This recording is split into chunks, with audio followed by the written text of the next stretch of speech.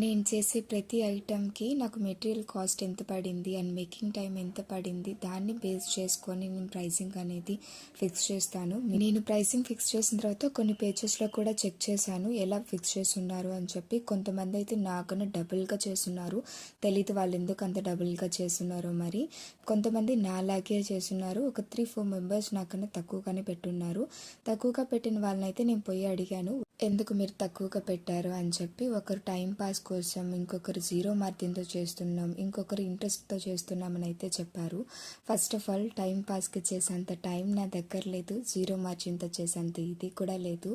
Minimum మార్జిన్తో ఏదో ఒక విధంగా సేవింగ్స్ చేసుకోవాలని ఈ బిజినెస్ అయితే స్టార్ట్ చేశానండి. అందరి మైండ్ సెట్స్ ఒకేలా ఉండదు అండ్ అందరి వర్క్ అలానే ఉండదు. సో ఒక్కొక్కరికి ఒక్కొక్కలా ఉంటుంది. అందుకే ఎవరిని కూడా ఎవరితో కంపేర్ చేయకండి. ఈ ఒపీనియన్ మీకు నచ్చితే please like, comment and do follow for more videos.